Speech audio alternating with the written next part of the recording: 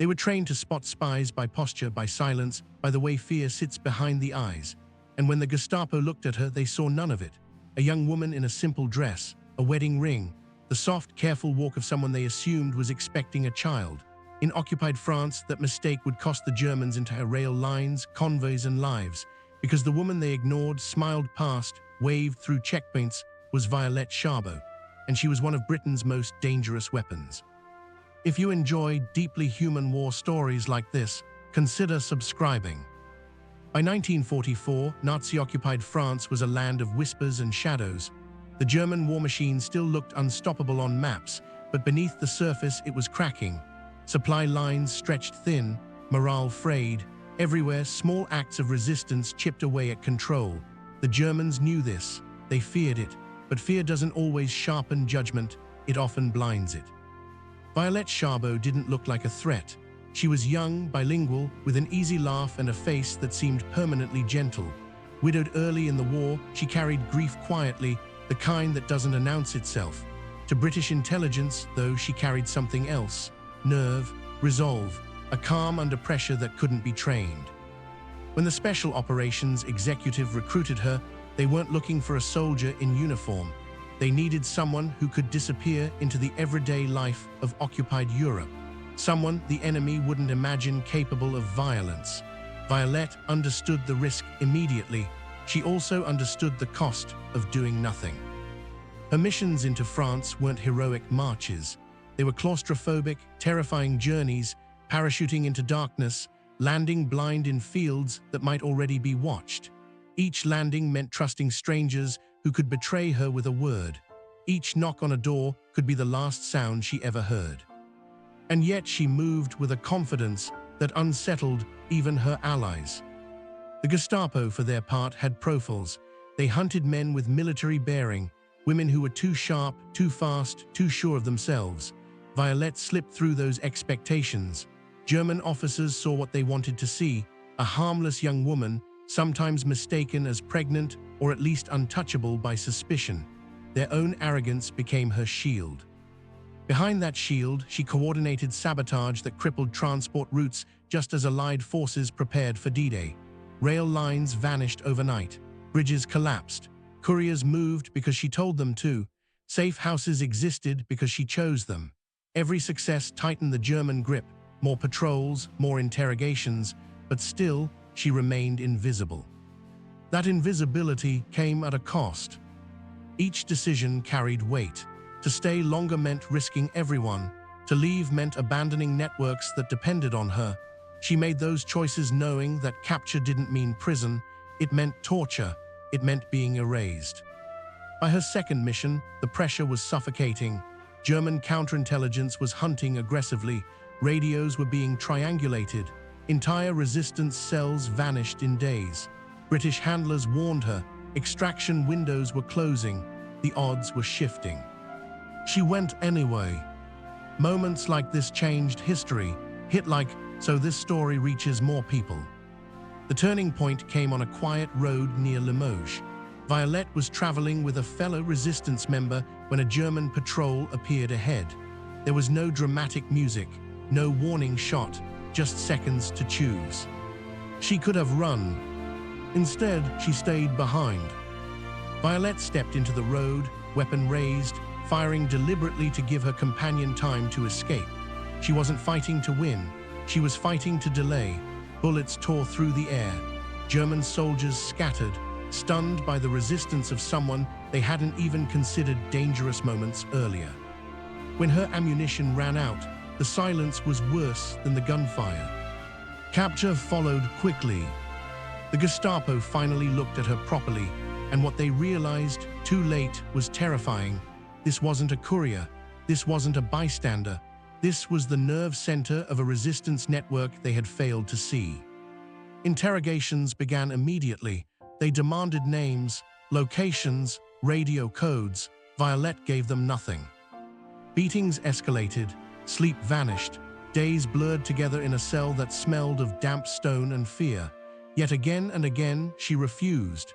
Guards later said she was unbreakable, not because she felt no pain, but because she chose something beyond it. Her silence saved lives. The Germans transferred her to Ravensbrück concentration camp, a place designed to erase identity itself. Even there, witnesses remembered her defiance. She stood taller than she should have been able to. She protected others when she could. She spoke of France, of freedom, of a world beyond barbed wire. Her execution came in early 1945, just weeks before the war ended. A single shot. The aftermath rippled outward.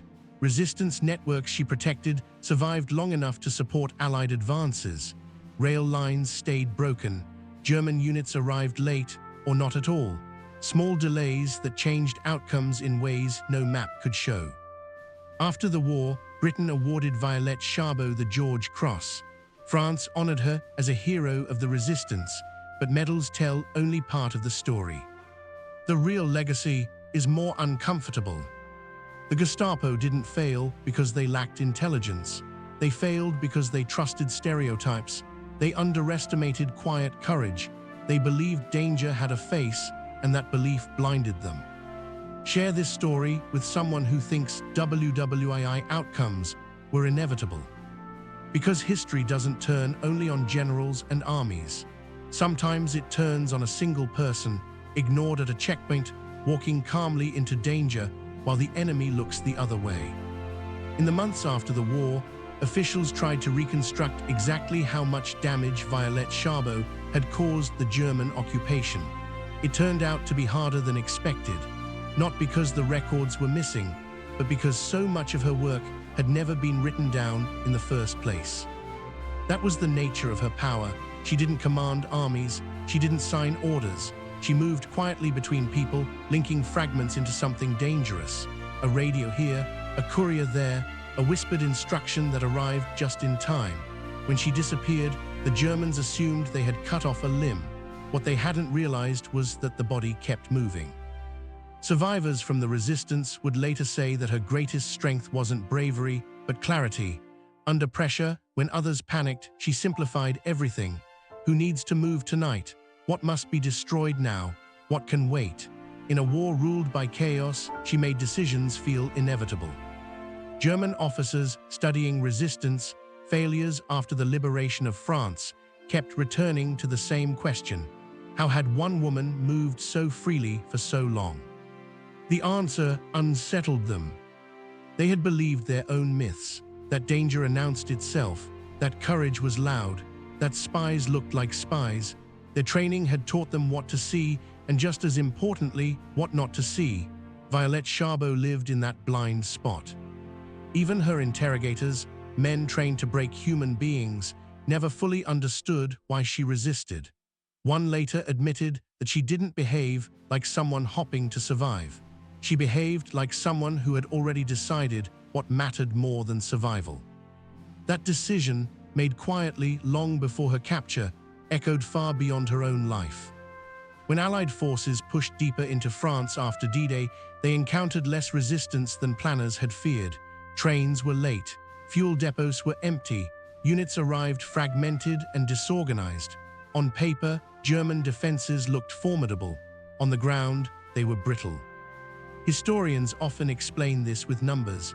Bombing campaigns, production shortages, overextended fronts, all true, but numbers don't explain why a single convoy vanished on a rural road, or why a bridge collapsed hours before it was needed most, or why messages failed to arrive at critical moments.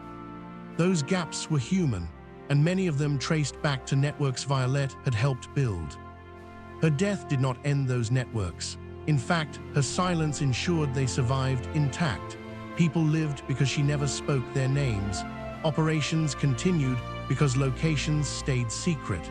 The Gestapo gained a prisoner, but lost the war she was fighting. For her family, the loss was quieter and heavier. Her daughter grew up knowing her mother not through memory, but through stories. Through photographs where Violette's smile gave nothing away. Through medals that felt too small to contain what they represented. Public recognition came slowly. Britain was uncomfortable at first with the idea of a mother as a frontline weapon. France embraced her more openly, seeing in her the embodiment of resistance, ordinary people choosing to be anything but ordinary when history demanded it. Films would later dramatize her life. Books would try to define her, but the most revealing accounts came from those who had met her briefly and remembered something simple. She listened. She noticed fear in others and never judged it.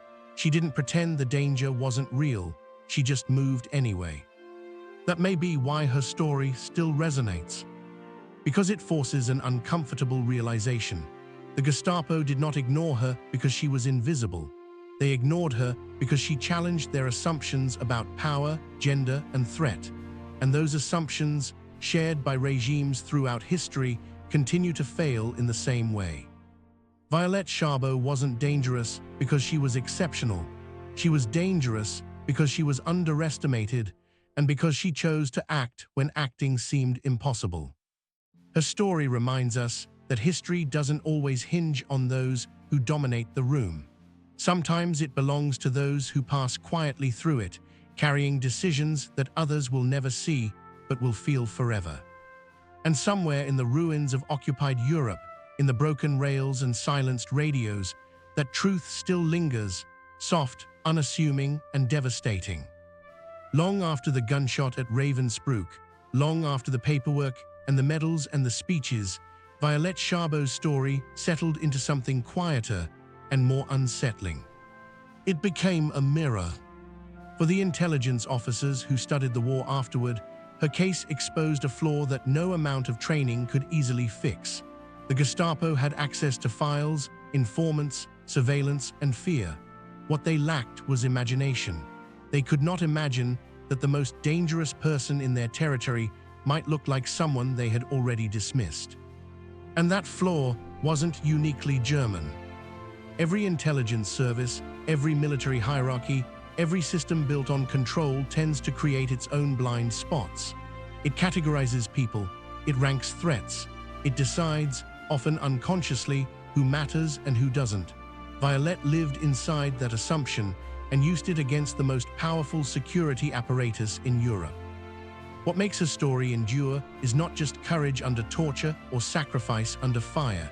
It's the sequence of ordinary moments that led there, agreeing to one more mission, trusting one more contact, staying behind on that road near Limoges instead of running. None of those decisions came with certainty. Each one was made in the dark. And yet, taken together, they bent the course of events.